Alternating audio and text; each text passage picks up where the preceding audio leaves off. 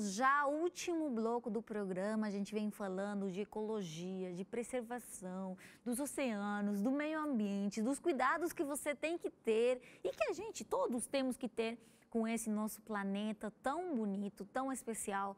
Essa nossa casa, né? A gente às vezes gasta tanto dinheiro para deixar a casa bonita, né? Enfeitada, limpinha, cheirosa, tudo assim bem bonito, mas a gente não cuida do que é nosso jardim mais importante, né? Que é nosso planeta. Eu estava conversando com vocês agora no intervalo. Vocês são biólogos, né? Já tem esse amor, esse interesse, essa paixão pela vida, né? Agora, vocês gostam especialmente do aquarismo, então conhecem mais do que o normal sobre os oceanos, sobre os seres vivos que nele vivem. E qual foi esse momento na vida de vocês que vocês, primeiro, conheceram o aquarismo e se apaixonaram por esse que alguns podem chamar de hobby, mas que é muito mais do que isso? Bom, eu vou começar a falar. O Ari tem muito mais tempo que eu nesse ramo, mas eu tenho contato com o aquário marinho há aproximadamente 6 anos. E a primeira vez que eu tive contato com o aquarismo marinho foi numa loja e eu me encantei pelos movimentos dos corais. E só uma informação, quando as pessoas olham os corais, eles têm um aspecto de planta, mas coral não é planta, coral é bicho. Inclusive, eu tive que corrigir muito a minha esposa, porque ela falou, essas plantinhas. Eu falei, Flávia, você é esposa de biólogo. Jamais fale para alguém que isso daí são plantinhas, né? E então, a princípio foi isso. Foi a questão do movimento, das cores, é muito chamativo. E quando eu iniciei de fato com o aquarismo, eu pude perceber o quão frágil é. É muito bonito, só que também muito sensível. Então, hoje, o meu ir à praia é muito diferente do que era quando eu não conhecia o aquário marinho. Então, o respeito pela natureza, para mim, foi muito maior. E existe uma frase, né, que diz que ninguém preserva aquilo que não conhece. Então, acho muito importante a gente tocar nesse aspecto de chamar a atenção das pessoas para aquilo que é bonito, mas que também é sensível. Então, conhecendo um pouquinho da natureza, seja ela florestal, seja ela marinha, né, é muito importante para essa conservação. Então, quando você acaba tendo conhecimento, você se apaixona e respeita muito mais o meio ambiente. Eu tive uma infância até 8 anos de idade numa cidade do interior. E lá eu tinha muito contato com córregos, peixes, e é próximo, inclusive, do litoral. Nessa época eu comecei a desenvolver ou a interiorizar esse sentido da natureza. Quando eu vim para uma cidade que é um pouco maior, né, um pouco mais industrializada, e tive a oportunidade de trabalhar na indústria, me abriu uma outra janela, que foi trabalhar com projetos sociais. E naqueles projetos sociais eu comecei a enxergar a minha infância lá atrás, né? E aí foi só uma questão de ir amadurecendo, amadurecendo. Eu era técnico em química, comecei a fazer engenharia química, mas um dia minha mãe, né, muito sábia, me disse, filho, o sonho de ser engenheiro é meu, não é seu, né? Então vai fazer aquilo que você gosta. Eu acabei fazendo biologia e eu me realizo. Agora, principalmente na questão de desenvolver uma consciência, né? Não só no aspecto de preservação, mas no aspecto social também. Eu acho que a biologia, independente da carreira que a pessoa siga, eu recomendo que faça o curso, né? Porque algumas disciplinas, como psicologia da educação, nos abre janelas que nos deixam pessoas conscientes, né? Não só na questão da preservação, mas também na questão humana. Isso é fundamental. Uhum. E no contato com a vida, nesse dia a dia, esses cuidados que vocês têm que dar todo dia, ir lá, medir a temperatura, ver se está tudo certinho, a salinidade, trocar de vez em quando. Fiquei sabendo, a Flávia me contou das suas histórias ali, de cuidados com o seu aquário, de ter que limpar, né, tirar tudo, colocar de novo. Tem tudo um mundo. A gente não vai falar sobre todos os detalhes sobre isso, mas é uma dedicação, você acaba desenvolvendo um tipo de relacionamento com esses seres vivos também. Algumas pessoas podem falar, mas você tem esses seres vivos ali fechados, eles não estão lá fora no mar, onde eles seriam mais felizes. Seria que realmente é assim? Interessante essa pergunta. Nós, do aquarismo marinho consciente, né, Ari, que isso é importante dizer, nós não estamos deixando esses animais cativos, apesar de eles estarem limitados. As espécies que são utilizadas no aquarismo marinho, elas não são espécies que necessitam de grandes espaços. Se elas estivessem no mar, elas estariam limitadas a um pequeno espaço. Por quê? O aquarismo marinho, a maior parte desses aquaristas trabalham com os corais. E esses animais utilizam os corais como refúgio. Então é uma proteção para eles. Então a gente pensa, poxa, se eles estivessem no mar, eles estariam nadando por quilômetros. Não, eles estariam restritos às rochas onde existem esses corais. Portanto, o tamanho dos animais que a gente utiliza, juntamente com os corais, proporcionam para eles uma qualidade de vida, sim. Então a gente não tem um tubarão, uma raia, que seria realmente um animal que não é próprio para se ter num aquário. Então, o peixe palhaço, ele não é um peixe que nada metros. Ele fica em volta de uma anêmona ou de um coral. Então, se ele tivesse ali, aquela anêmona, aquele coral, no mar aberto, ele estaria delimitado aquele espaço. Então, que as pessoas tenham essa consciência, que, claro, estamos falando de aquaristas responsáveis, conscientes. Então, usamos ali peixes que não necessitam, eles não estão sofrendo, pela questão do espaço. Então, para cada tamanho de aquário, existe uma delimitação na quantidade de animais. Isso é muito importante ressaltar. E nesse relacionamento que você acaba criando com os animais, eu não vou perguntar se você coloca nome neles ou não, mas eu fico curiosa assim.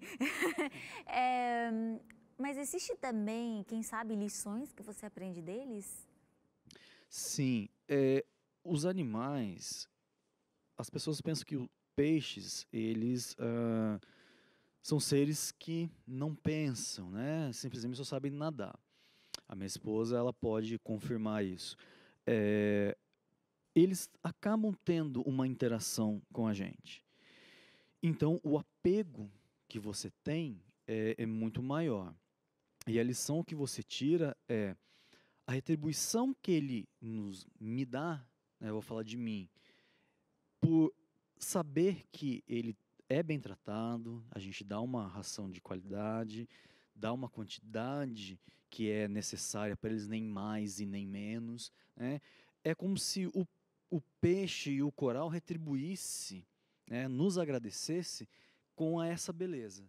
Então, a gente chegar em casa e poder observar um pedacinho daquele oceano desestressa.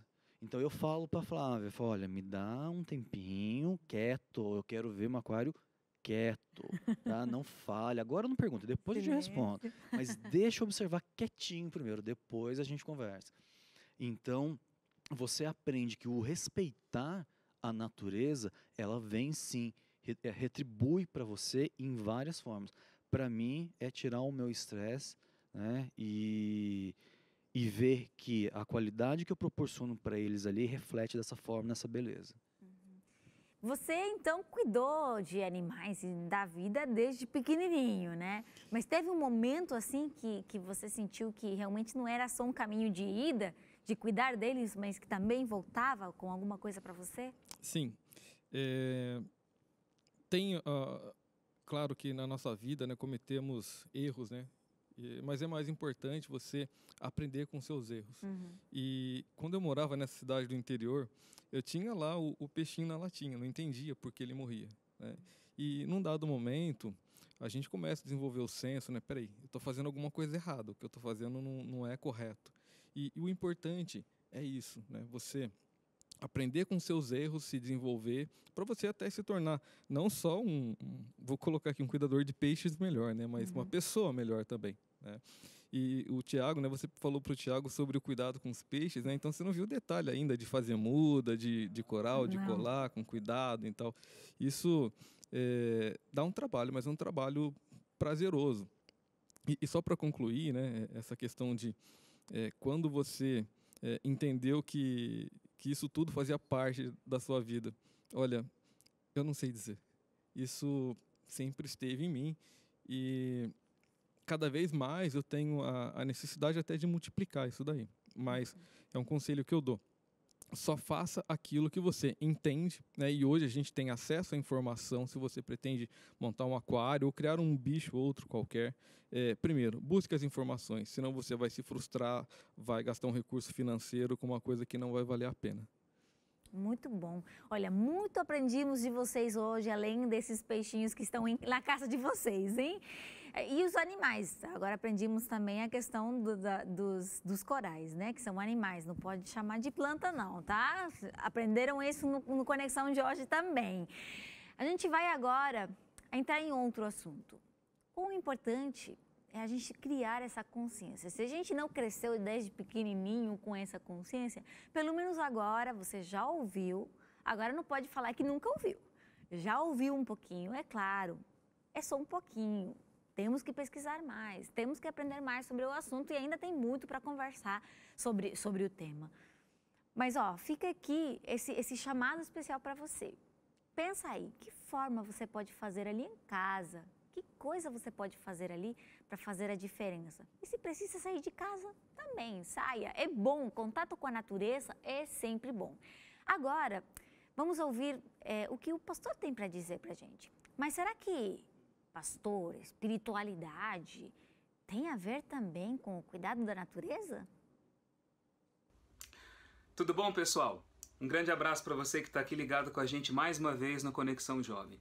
Você ouviu falar sobre a necessidade que nós temos de desenvolver uma consciência de cuidado, de responsabilidade, de ações efetivas no que diz respeito à manutenção da vida digna, da vida saudável em nosso planeta. Essa consciência ecológica, ela é muito ligada às questões sociais. E quando a gente pensa na parte espiritual, nós temos a tendência de achar que espiritualidade ou religião são coisas que são apenas ligadas a práticas culticas, ritualísticas, que acontecem em lugares separados do fluxo normal da rotina da vida, ou então que espiritualidade é uma coisa que só diz respeito a mim. É o ato de eu me conectar com Deus, de suplantar as realidades da matéria, de me ligar a um plano espiritual elevado e me deslocar de tudo aquilo que diz respeito à vida terrena aqui. É assim que algumas pessoas pensam a vida espiritual. Mas o engraçado é que quando a gente lê a Bíblia, quando você vai para o texto da Bíblia, nós vemos que a espiritualidade está muito conectada com a forma que nós vivemos e com o sentimento que nós temos para tudo aquilo que está à nossa volta. No que diz respeito ao planeta, espiritualidade na Bíblia, ela gera no ser humano que tem um contato com Deus um sentimento não apenas de irmandade com a natureza, porque todos nós viemos da mão do Criador, mas um sentimento de cuidado, um sentimento de gestão, de manutenção do equilíbrio daquilo que veio das mãos de Deus. Quando você olha lá o texto básico, original de tudo, Gênesis capítulo 1 e 2, nós vemos que quando Deus cria todas as coisas, o relacionamento de Deus com o planeta faz com que a vida humana nasça. Deus faz do pó da terra o homem. E o homem carrega no próprio nome que identifica o gênero dele, né, o gênero humano, o nome da terra. O solo, o chão em hebraico é Adamar. E o homem é Adam, aquele que veio do chão, aquele que veio da terra. Ele sai, ele vem da terra, ele é o filho do planeta e ele é colocado aqui para cuidar dele. O pecado desequilibra tudo isso, faz com que o homem se volte contra o planeta não reconheça muitas vezes esse aspecto de domínio do homem, mas a ideia é que aqueles que entram em relacionamento com Deus têm esse sentimento de pertinência e de responsabilidade com o ecossistema aflorado de novo. Por isso, há muitas leis na lei de Moisés que falam com respeito ao cuidado com os animais, cuidado com a terra, o ano sabático em que a terra descansava. O livro do Apocalipse diz que uma das mensagens importantes é o reconhecimento de Deus como Criador e o juízo que virá sobre aqueles que destroem a terra. A carta que Paulo escreve aos Romanos, no capítulo 8, diz que a terra geme aguardando o dia em que ela vai ser redimida e renovada pelo poder de Deus. O ato de redenção não é apenas levar pessoas ao céu. O ato de redenção é restaurar as pessoas e também o planeta. Aqueles que vivem já tendo essa marca da salvação na mente e no coração, eles desenvolvem um relacionamento de cuidado, de responsabilidade, eles cuidam daquilo que está à sua volta, não só têm o sentimento de irmandade aflorado em relação ao próximo, mas também às criaturas e principalmente ao planeta, porque tudo veio das mãos de Deus e nós todos somos criação dele. Pense nisso, tá bom? Deus abençoe vocês, até a próxima. Obrigada, pastor. Quanta sabedoria, né? Quanta coisa para a gente refletir sobre essa importância do cuidado, do respeito pela natureza, pelos seres vivos e pelas condições que tem que existir no nosso planeta para que todo mundo viva bem, feliz, não só sobreviva, mas viva de verdade, né? A gente está chegando já no finalzinho do programa, né? Muito obrigada por estar aqui com a gente aprendeu muito com vocês, eu já disse antes, mas eu estou bem contente com tudo que vocês falaram. E agora eu quero deixar só um minutinho para vocês, um para cada, mas rapidinho, para vocês falarem com os jovens, alguma coisa que vocês, na experiência de vocês tenham sentido que é muito importante lembrar nesse relacionamento com a natureza, com os oceanos, esse relacionamento de preservação e cuidado. Também quero agradecer a oportunidade. Para a gente é muito bom ter essa oportunidade de explicar um pouquinho para as pessoas. A mensagem que eu quero deixar é que as pessoas respeitem, que os jovens criem essa mentalidade de que podem sim fazer algo pelo planeta e que tudo que ele faz não é pouco. Só eu estou fazendo. Se cada um pensar dessa forma, o planeta consegue se regenerar. Então, a palavra de ordem que eu quero deixar é respeito. Respeitem a natureza, seja o oceano, as matas. Respeito é o que vai salvar e reverter essa situação do planeta. Muito bom. O que eu gostaria de dizer primeiro, eu confio bastante na juventude que é mais consciente do que em outras épocas. Mas o mais importante é que nós estamos aqui por um motivo, né? E qual é o legado que nós queremos deixar? Pelo que nós queremos ser lembrados no futuro? E é isso que eu gostaria de dizer. Qual é a referência, qual é o meu legado, como as pessoas vão se lembrar de mim? Uhum. Muito obrigada. E aí, o que você está pensando nesse momento? Será que aquela coisinha que eu fiz, eu achei que ninguém viu, mas aconteceu que, sei lá, estava com esse lixo, não queria colocar no bolso, deixei lá, todo mundo faz, né? Eu também. Olha, não tem problema, não precisa ficar se sentindo culpado pelo que aconteceu no passado. Mas tem que mudar daqui para frente. Aos pouquinhos, um a um, podemos fazer a diferença sim. E quem sabe daqui para frente, quem sabe no próximo verão, a gente encontre as praias do Brasil um pouquinho mais limpas, né? Os animais nas florestas mais protegidos, quem sabe? Mas uma coisa eu tenho certeza, você ali do outro lado faz a diferença sim. E pode começar ali mesmo, na sua casa. Obrigada por ter compartilhado esse programa com a gente. E a gente se encontra na próxima semana com outro assunto tão interessante quanto esse, aqui no Conexão Jovem.